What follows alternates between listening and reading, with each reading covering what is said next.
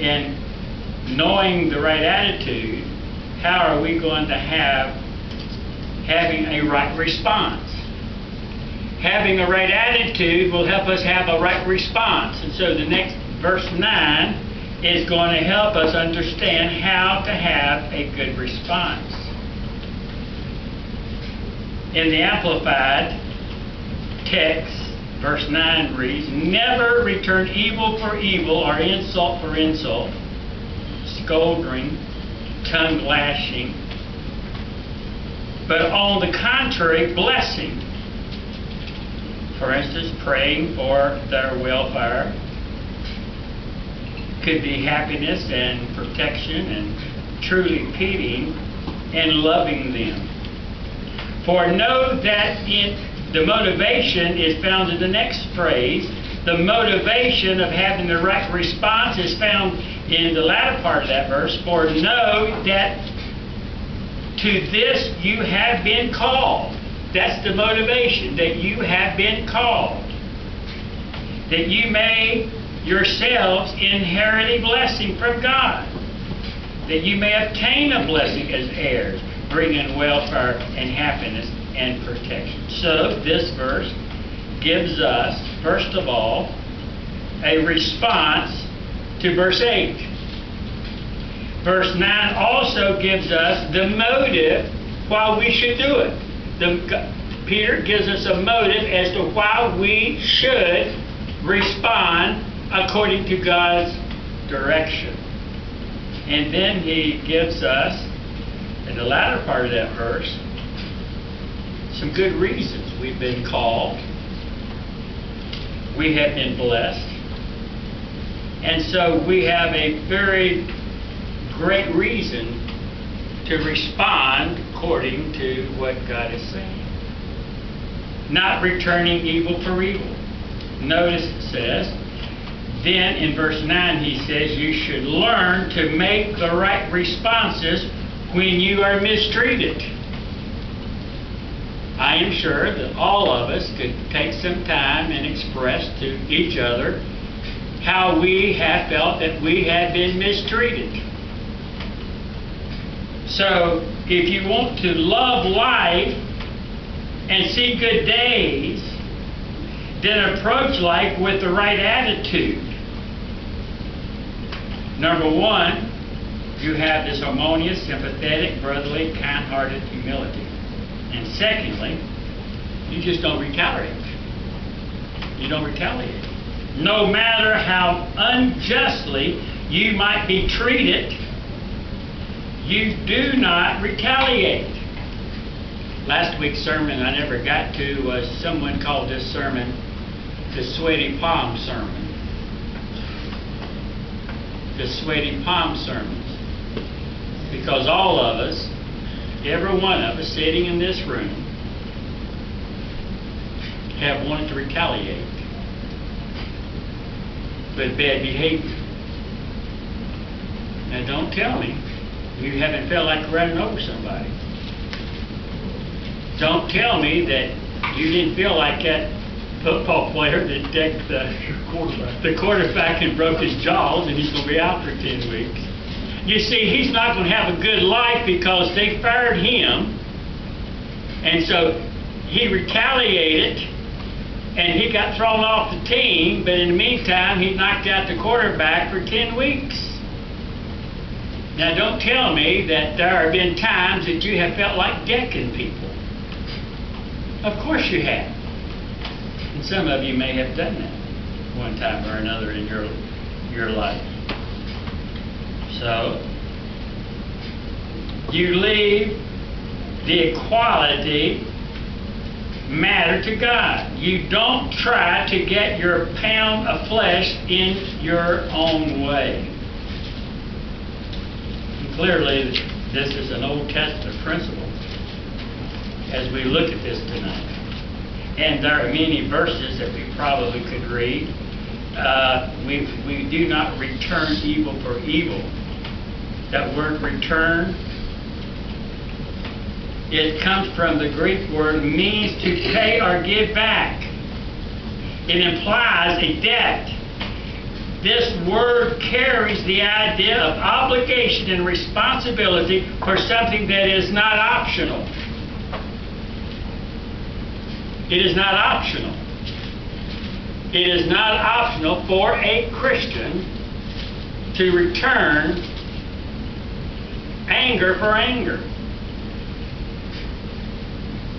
The prefix preposition of the Greek word off or always from makes the verb mean to give off from oneself, to give back or to pay back or to do something necessary in fulfillment of an obligation or expectation that you're not going to return to favor of getting into an argument and fussing back because you feel like you should stand up for yourself. Retaliation was strongly condemned by Jesus in the Sermon on the Mount.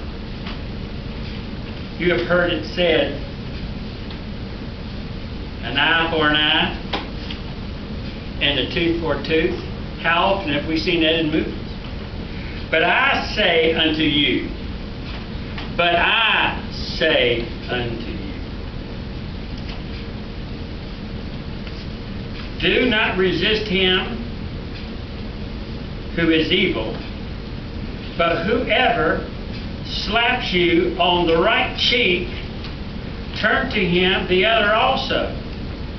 And if anyone wants to sue you, Matthew chapter 5 and verse 38, I'm sorry, I should let you Matthew chapter 5 verse 38 and 39. Let's see if I'm correct. Matthew chapter 5.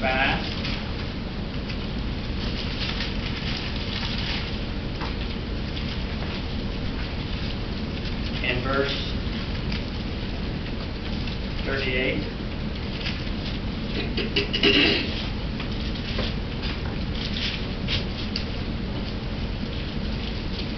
Yeah. You said that? You have it. Who else has it?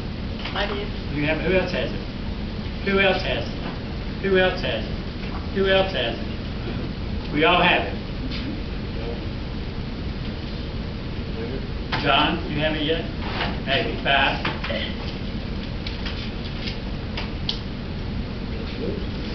Ye have heard that. Ye have heard that hath been said. Jesus already knew what people said. You've always heard it said. What people have always said, and this is how it was taught. And Jesus said, but I say unto you, an eye for an eye is a tooth for a tooth. They had heard that, and they did that. Verse 39 says, but I say unto you,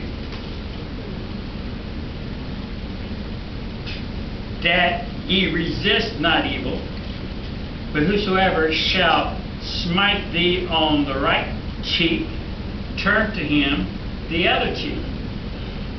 And if any man will sue you, he didn't say what to do. He hits you on the second side.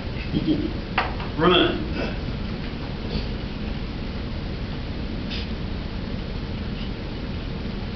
Verse 40 says what? Ron? And if any man will sue thee at the law and take away thy coat, let him have thy cloak also. That's just not natural, is it? That's just not natural, is it? And whosoever shall compel thee to go a mile with you, say, heck no. What does it say? Crystal? I mean, Cynthia? What one? Verse 41. And whosoever shall compel thee to go a mile, go with him 3 times, go with him 3 miles. If a person, Now look at verse 42. Give to him that asketh thee, and from him that would borrow of thee, turn not thou away. Listen.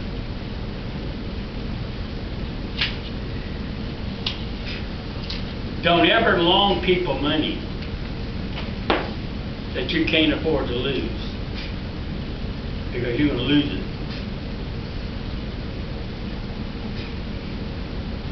Never let people borrow money and say, I want it back. Because the people you're borrowing from are not going to pay you back. Now, they have intentions of paying you back. They may want to pay you back. And they should pay you back. But if you give it with the expectation they're going to give it back to you, and they don't, then you will get mad. So if you can't afford to give it, don't give it. Tell them, I can't afford to lose it. Of course, don't give it to them if they don't need it. Don't give you, et cetera, et cetera. You have to use some wisdom here. You don't go down. That's another. I don't want to preach on this. There's someone standing on the corner every day. Every day they got a corner. You're on that corner every day. You're supposed to give them something every day. You're supposed to stop every day and give them something. They must be making some pretty money there. I wouldn't stop. They haven't left. They have to. I don't know how they do that. No. As children of God, as God's loving children, They go back. we must do more than give an eye for an eye and a tooth for a tooth, which is the basic of justice. We must operate on the basis of mercy, for that is the way God deals with us. Paul also strongly discourages retaliation in Romans chapter 12. Romans chapter 12.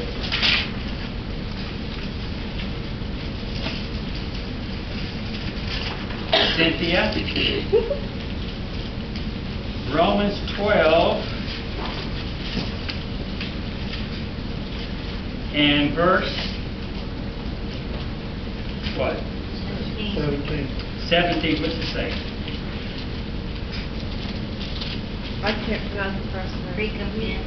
Never pay back evil for evil to anyone.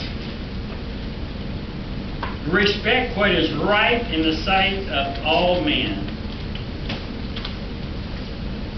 The next phrase, for, here means in return for evil. That word evil is a word which basically denotes a lack of something. Evil, bad, destructive, damaging, unjust. Here's a phrase, and I don't know if I put it in your, did I put it in your notes? Yeah, here it is, page 2.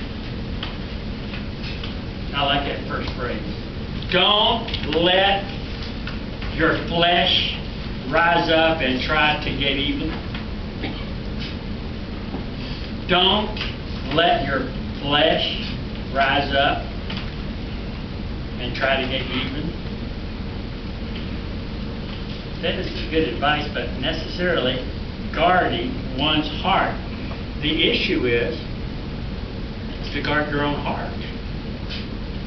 When you allow the flesh to swell up and get angry and mad, it is your heart that God's concerned with, not the other guy. He'll take care of the other guy. If someone does evil against you, God is going to take care of it. You can count on it. Any evil that's done against you that's wrong and sinful, God has a computer that He doesn't forget. He will take care of it. He doesn't forgive them.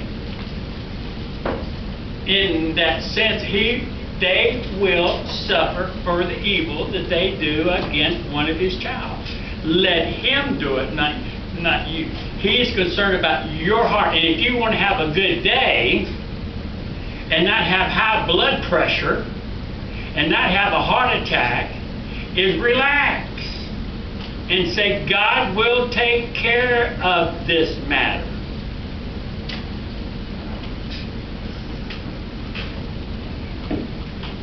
and been alert so that you remain under the control of the Holy Spirit. Look at Ephesians 5:18. I love that verse. Ephesians 5:18. You should underline it. Ephesians 5:18 says, and this is the key to the Christian life. Ephesians 5:18 highlighted, and some other color than yellow. Try red. Try orange. Let it stand out from anything else. Underline it. And be ye not drunk with wine. Don't let the flesh overtake you. When you're drunk with wine, you do a whole lot of stupid things that you would never do if you weren't drunk. We're in success. But being filled with the Holy Spirit. Put it into parentheses. It means be filled with the Spirit. It's not a one-time deal. Being filled with the Holy Spirit.